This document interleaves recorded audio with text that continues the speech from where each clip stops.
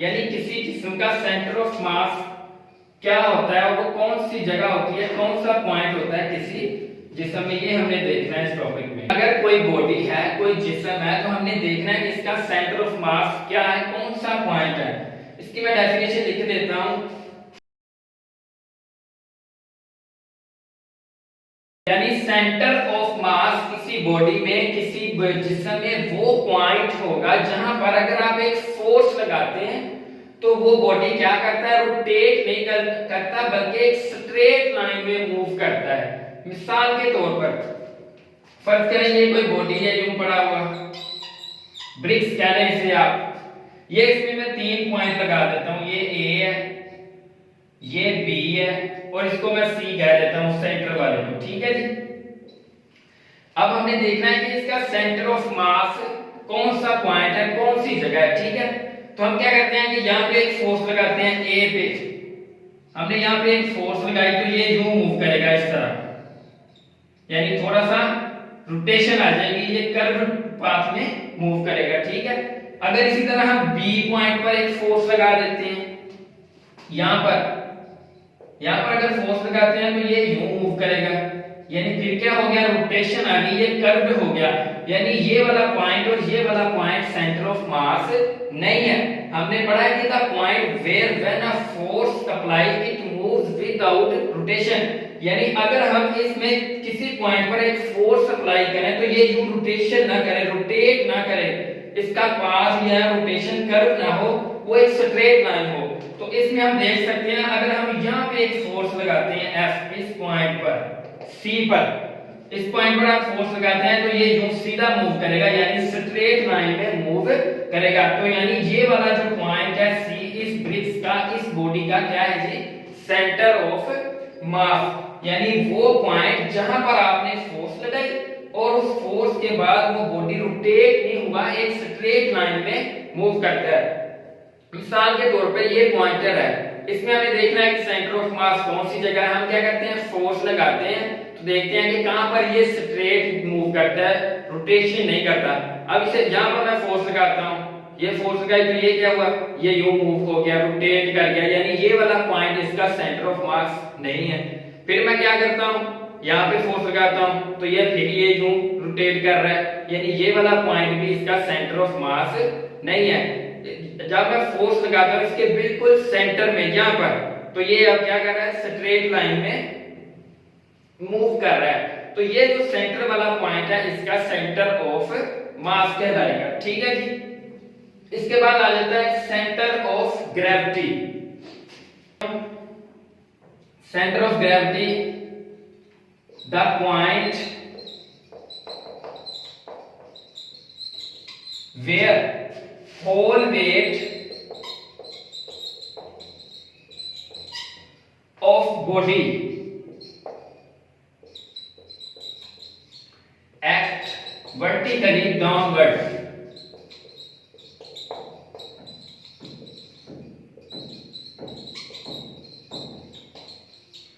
यानी centre of gravity किसी जिस्म में, किसी बॉडी में वो पॉइंट होगा जहां पर उसका सारा वेट यानी whole weight of body act vertically downward, यानी वो पॉइंट जहां पर उसका सारा वेट नीचे को अमल करता है, अमल करता हुआ महसूस होता है किसी बॉडी का, वो होता है सेंटर ऑफ ग्रेविटी। ठीक है जी।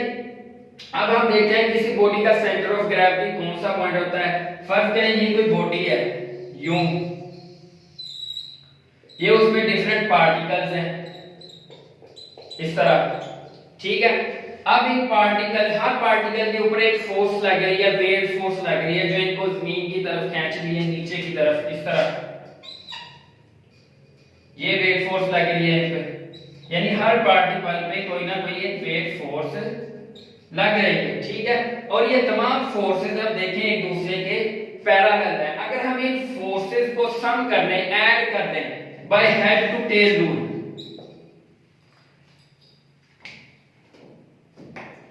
बाय हेड टू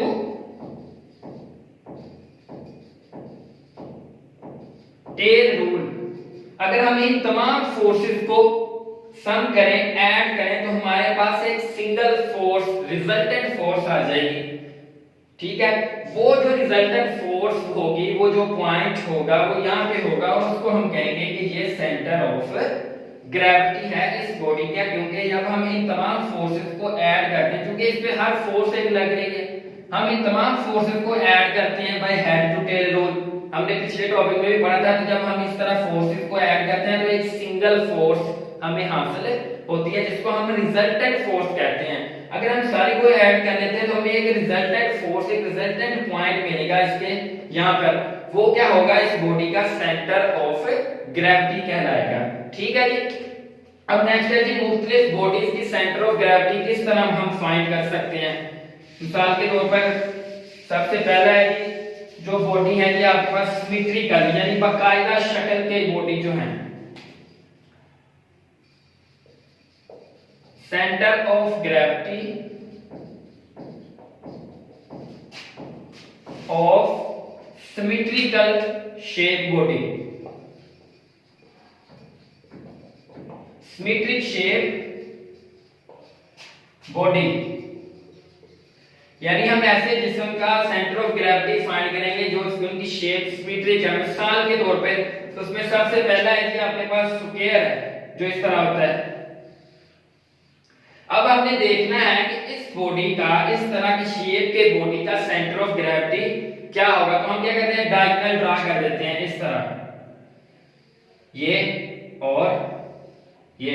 अब ये जो पॉइंट जहां पर ये इंटरसेक्ट कर रहे हैं, बोथ डायगोनल्स ऑफ स्क्वायर, यानी इनका ये वाला पॉइंट क्या होगा, इस बॉडी का सेंटर ऑफ ग्रेविटी होगा, यानी ये वाला पॉइंट। ठीक है जी। इसी तरह एक और शेप है रेक्टेंगल, जिसे आप बोलते हैं मुस्ततील, जो इस तरह होती है। इसका हमने क्या करना है कि सेंटर ऑफ ग्रेविटी फाइंड करना, तो हम क्या करते हैं, डायगोनल ड्रा कर देते हैं, फिर इसी तरह ये और ये। ठीक है। अब ये फिर दोनों यहाँ पे इंटरसेक्ट कर रहे हैं, दोनों एक दूसरे को, ये वाला पॉइंट यानी इस बॉडी का क्या होगा जी, सेंटर ऑफ ग्रेविटी। ठीक है। फिर आप नेक्स्ट शेप आ जाती है जी, सर्कल आ जाता है, इस तरह कोई स्फीयर आ जाता है। तो फिर क्या होगा, इस स्फीयर का जो सेंटर होगा वही इसका सेंटर ऑफ ग्रेविटी होगा, यानी ये वाला पॉइंट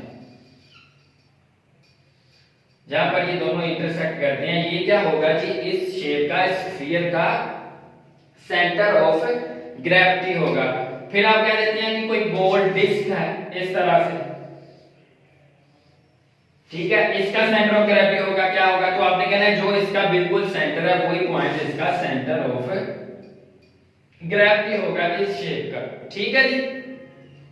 ये था जी centre of gravity of symmetrical shape body. ठीक है। इसके बाद आ जाता है जी इर्रेगुलर शेप बॉडी के लिए, उसका हम किस तरह सेंटर ऑफ ग्रेविटी फाइंड करते हैं इर्रेगुलर शेप के लिए,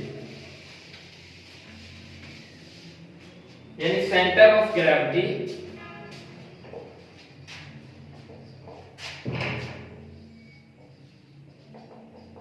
of irregular shape body,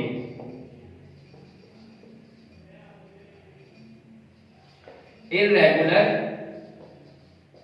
shape of body, यानी अगर कोई बॉडी जिसकी शेप बेकायदा है, इर्रेगुलर है, तो हमने उसका सेंटर ऑफ ग्रेविटी फाइंड करना है, तो वो किस तरह करेंगे। ठीक है जी। तो हम क्या करते हैं, ये कोई बॉडी है, फर्ज करें इस तरह से उसकी शेप है, यानी इर्रेगुलर है, हमने क्या करना है जी, इसका सेंटर ऑफ ग्रेविटी फाइंड करना है। ठीक है। हम क्या करते हैं कि इस बॉडी के दो तीन जगह पे पॉइंट रख लेते हैं। ये पॉइंट रख लिया हमने, इसे नाम दे दिया जी ए है। यहाँ पे एक पॉइंट आप रख लेते हैं, इसे नाम दे देते हैं जी बी। ठीक है। एक पॉइंट आप यहाँ पे रख लेते हैं, इसे नाम दे देते हैं कि ये पॉइंट है जी सी। तो हमने क्या करना है जी, सेंटर ऑफ ग्रेविटी फाइंड करना है इर्रेगुलर बॉडी का। तो इसके लिए हम यूज करेंगे प्लम लाइन, यानी एक इंस्ट्रूमेंट होता है इस तरह के, एक स्ट्रिंग के साथ एक बॉब सी लगी होती है लोहे की। ठीक है जी। ये वाला इंस्ट्रूमेंट हम यूज करते हैं किसी बॉडी का सेंटर ऑफ ग्रेविटी मालूम करने के लिए, जो कि इर्रेगुलर है, बेतरतीब है, बेकायदा है। ठीक है जी। आपने क्या करना है जी, इस बॉडी के तीन जगह पे आपने कोई पॉइंट लगा लेने हैं ए बी सी इसके किनारों के ऊपर, ठीक है। उसके बाद आपने क्या करना है कि सबसे पहले ए वाली साइड यानी ए वाला पॉइंट है वो एक नेल के साथ हैंग कर देना आपने, यानी इस तरह का ये बॉडी है, यानी ये पॉइंट ए है तो आपने इसको हैंग कर दिया एक नेल के साथ, इसी कील के साथ, ठीक है। फिर आपने देखना है कि सेंटर ऑफ ग्रेविटी वो पॉइंट होगा जहां पर इस बॉडी का सारा जो वजन है वो नीचे की तरफ अमल कर रहा होगा। तो आपने क्या करना है, इसको हैंग कर देना है किसी कील के साथ या नेल के साथ इस तरह। तो फिर आपने ये प्लम लाइन इस पॉइंट के ऊपर रखना है और जहां पर ये बिल्कुल इस तरह नीचे आएगा प्लम लाइन, वहां पे आपने एक पॉइंट नोट कर लेना, उसको कह देना है कि ये जी पॉइंट है, ठीक है। इसके बाद आपने क्या करना है कि आपने इसको घुमा के पॉइंट बी को इस तरह हैंग करना है यहाँ पे, ठीक है। अगर आप क्या करते हैं कि आप पॉइंट ए घूम के यहां आ गया, पॉइंट बी यहां पे होगा, फिर आपने इसको इस तरह हैंग किया किसी नेल के साथ, तो फिर आपने क्या किया, इसका जो सारा वजन है वो नीचे की तरफ अमल कर रहा होगा। फिर आपने ये प्लम लाइन रखनी है, एक और लाइन ड्रा कर देनी है, यानी ठीक है। अब जो पॉइंट ये घूम गया है, ए वाला जो था वो इस तरह थी लाइन, बी के लिए आपने ये लाइन इस तरह ड्रा कर दी प्लम लाइन रख के, ठीक है। फिर आपने क्या करना है कि सी पॉइंट को हैंग करना है। अब क्या होगा कि ये दोनों पॉइंट घूम जाएंगे नीचे की तरफ, यानी सी यहाँ पे आपने यहाँ पे लाना है तो ये दोनों नीचे आ जाएंगे, यहाँ पे आ गया जी सी, यहाँ पे बी और यहाँ पे ए पॉइंट, ये ए पॉइंट के लिए होगी लाइन, ये बी के लिए। और इसी तरह जब आपने सी को हैंग किया तो इसका सारा वजन नीचे की तरफ अमल कर रहा है, तो अब क्या आपने प्लम लाइन साथ रख के एक लाइन ड्रा कर दी, ये तीनों लाइनें जहां पर ये एक दूसरे को इंटरसेक्ट कर रही हैं, ये वाला पॉइंट, ये वाला पॉइंट क्या होगा जी, इस बॉडी का सेंटर ऑफ ग्रेविटी होगा। यानी ये तीनों पॉइंट को आपने रखा है, बारी बारी हैंग किया और एक लाइन ड्रा कर दी प्लम लाइन को साथ रख के, और उसके बाद आपने देखा है ये तीनों एक पॉइंट पर एक दूसरे को इंटरसेक्ट यानी कितना कर रही हैं, वो वाला पॉइंट क्या होगा इस बॉडी का सेंटर ऑफ ग्रेविटी, ठीक है जी। ये था जी आज का आपका टॉपिक 4.6 सेंटर ऑफ मास और सेंटर ऑफ ग्रेविटी किसी बॉडी का हम किस तरह फाइंड करते हैं, ठीक है जी।